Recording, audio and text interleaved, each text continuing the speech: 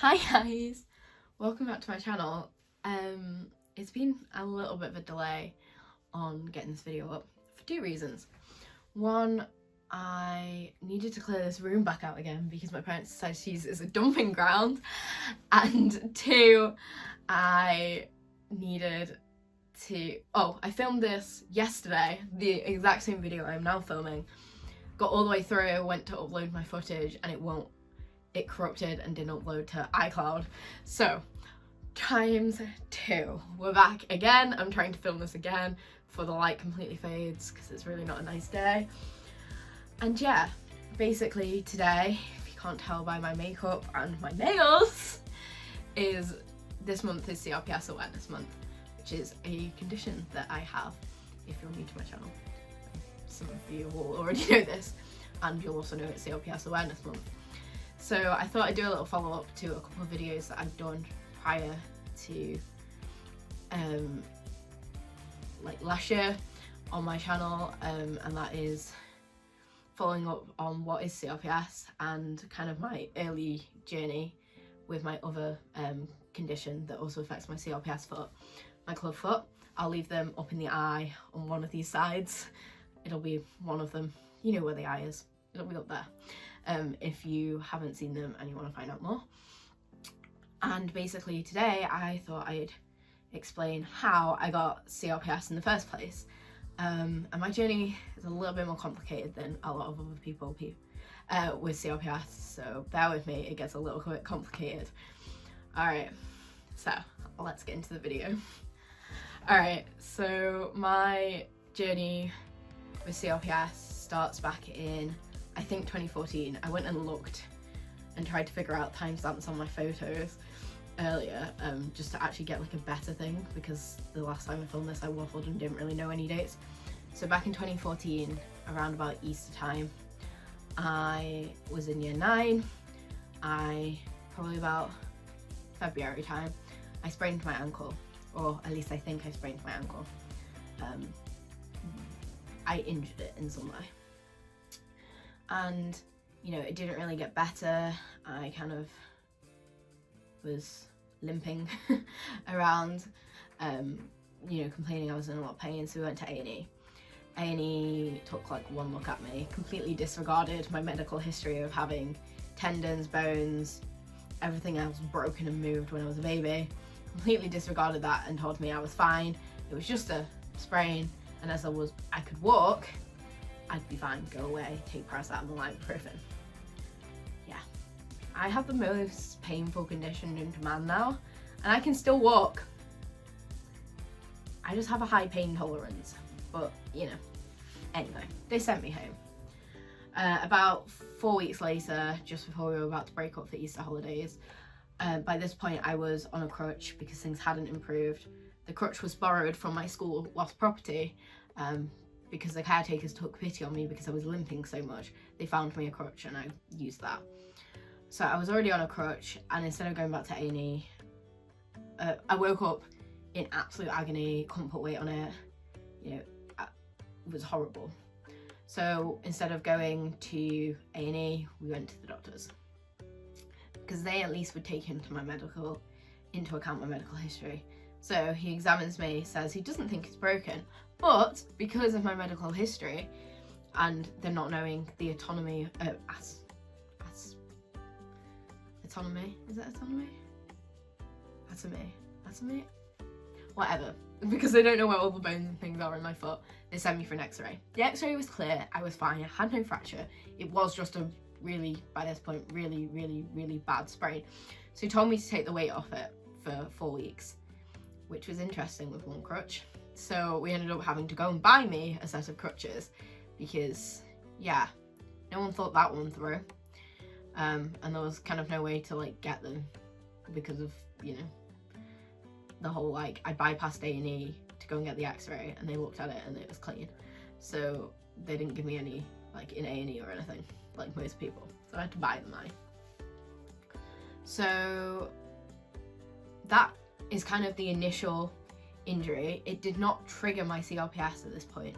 In fact, after 4 weeks I was completely off crutches and I was fine. Also, we thought.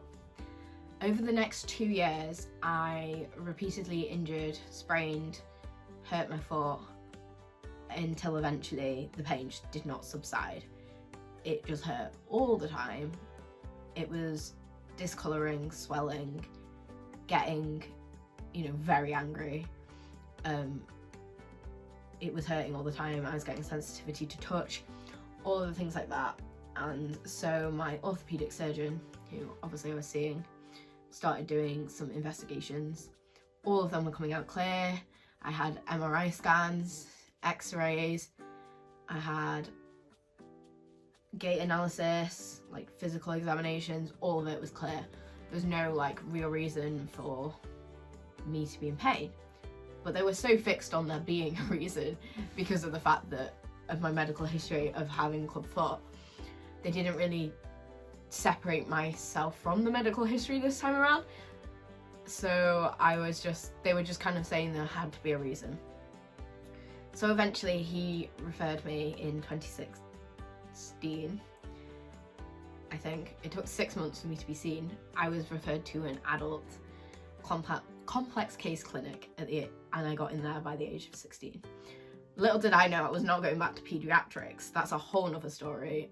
There's a video on my hospital transition story on my channel if you want to watch it and see me rant about that.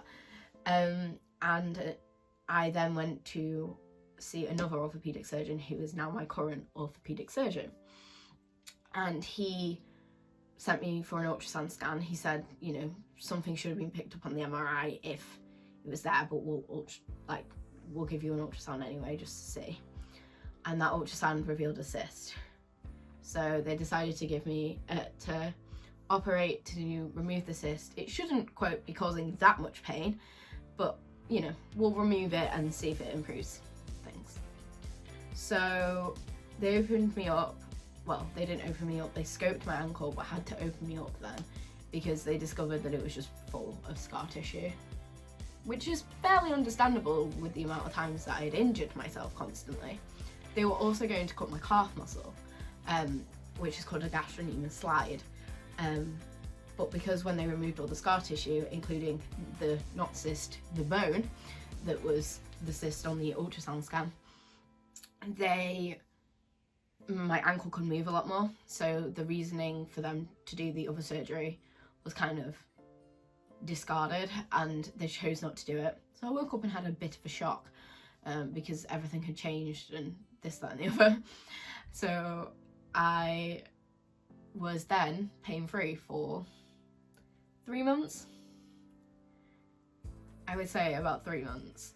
And then gradually the pain came back and again it didn't go away again. So we go back to my orthopaedic surgeon. We tell him at I see him at a post-op for I see him at a pre-op for my other leg because I had 8 plates inserted into my other leg to stunt the growth of it because of my clubfoot, and they were really hurting me. So we decided to take those out, and at the pre-op for that he asked me how my other leg was doing, and I'm like, no, it's not good, pain's back. And he was concerned because the other side of my ankle was now also hurting. So he decided that I was going to have another scope, and this time they were going to do the gastrocnemius slide again. So I go from having a minor day surgery case, that didn't even need a bandage, I just needed dressings on my knee, to having surgery on both my legs, staying overnight in hospital, and I had about a week's warning. So not a lot of time to get over it. I also cried my way onto a kids ward. That's another story I'll save for another day. Because I had, it was not good. That was not a fun time. So again, they found a lot of inflammation, scarring, fluffy cartilage. I had a very angry ankle. Again, what is it about surgeons and, terminology? Angry ankle? Really? Okay. Whatever. So I had a very angry ankle, and again, the pain subsided for a bit, post-surgery, because obviously you're on a lot of medication and things like that. But this time my pain did not get better, and in fact it got worse, a lot worse. My hypersensitivity went through the roof. I had hypersensitivity the whole time. They just put it down to kind of like minor nerve damage. So I'd already been doing desensitization, which is one of the common treatments used for CRPS, but it accelerated to a point that I couldn't tolerate the duvet, socks, shoes. I could basically only wear fluffy socks. I was in the middle of doing my A-levels at the time as well, so I was basically trying to do A-level exams whilst being in agony, being exhausted, and basically not sleeping. I'd gone from 15 milligram codeine prescription to 60 milligrams, and even that wasn't cutting it. So something had to change. So we went back to my orthopedic surgeon, and it was then that he formally diagnosed me with CRPS, which had been ruled out like 4 years prior, if not further back, like 3 to 4 years prior, by my other orthopedic surgeon, because my pain wasn't widespread enough, which is interesting because my pain never really grew past the initial area. It just got worse. So whether or not I was misdiagnosed for 3 years is a valid question.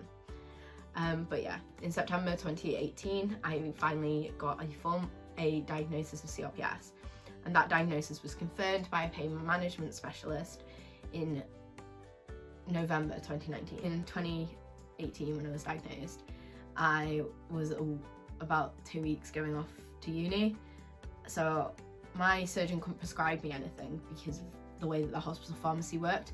If he prescribed it, the hospital pharmacy could dispense it, but they didn't have any in stock, so we would have had to go back literally to get the meds. And also he can't prescribe to like any pharmacy, he can only prescribe to the hospital one, and my hospital is 90 minutes away, the one that I go to anyway, not my local. And so instead he wrote like a list basically on the back of a physio referral to go to my GP to get her to prescribe it. So because there wasn't going to be enough time for me to get the letter, then go to the GP, so it needed to be quicker. So I went to my GP and was immediately put onto lidocaine prescription patches, and they are they. Lidocaine has really changed how my CRPS, hypersensitivity to touch and fabrics, it is really helpful. Even with with continued desensitization, I can now pretty much tolerate socks. Occasionally on bad days I struggle with socks and shoes, but most of the time I can tolerate. The duvet's I can sleep because I wear them at night. I can sleep, so I wear those 12 hours a day every day, and have done since basically a week after getting diagnosed, and they've really made a difference. So I've been formally diagnosed for just over 2 years now, and been diagnosed by like a consultant for a year. He confirmed the diagnosis and noticed a lot more of the signs and symptoms of CRPS that I hadn't even noticed myself. So things like my hair growth was different, I had abnormal sweating, my foot was cold to the touch, but I knew about that one back in my original appointment. So he formally diagnosed me because I got onto the Wharton's pain management program, and it was a long story how I ended up on that as well. Basically my orthopedic surgeon referred me to a pain management program near me that he knew about. I got denied access to that because I was out of area. It's ironically closer than my local hospital because of where I live. I live on the border between 2 counties, and it was actually closer by mileage. But anyway, so they then gave me an option of being referred to my local, who, technically it all started with, or being referred to another hospital that was actually further away than that other one, but they would take more open referrals. So I went with that one, and it was going to take a year for me to even be seen. The treatment options that they had were very limited. There was no separation between adults and young adults like the one that I went on the Wharton Centre, and it wasn't also very intensive, which meant I was gonna have to go back like every week for like, I think it was like 5 to 14 weeks, or 5 to 10 weeks, which for me as being a uni student was just completely impractical. I did end up missing nearly 5 weeks of uni, but for the Wharton Centre, but it was a lot more suited to me. So I found it myself and asked my orthopaedic surgeon if he could refer me to that one instead, because I feel like it would benefit me more. And thankfully he did, and the Wharton Centre really changed my life. And I'm an idiot because I've missed out some, so that was that little bit. And then along with the Wharton Centre, my treatment plans have really helped me. And I think this reiterates something that I said probably a year ago, which is that because CRPS is so poorly understood, the treatment options for people are so wide, but not every treatment works for every person. So not everyone does well on neuroregulating drugs, for example, and that's one avenue of treatment that I have yet to explore, but I am unwilling to explore at the moment due to my lifestyle and how I like to live my life. I'm also rubbish at remembering to take medication. It's bad enough trying to remember to take my supplements, so to have to rely on something that requires you to take it constantly and remember to take it won't necessarily be the right option for me, but it might be for someone else, and that's okay. So yeah, that's basically how I ended up with CRPS. Officially, it was the last surgery that I had back in 2018. However, when I look back, it was probably a whole sequence of events that led to me ending up with CRPS, which is quite uncommon because I already had chronic pain prior to my CRPS diagnosis. Alright, so I hope you enjoyed the video. If you did and you're new here, subscribe and check out some of my other videos. Give it a like if you liked the video, and I will see you in the next video. Bye guys.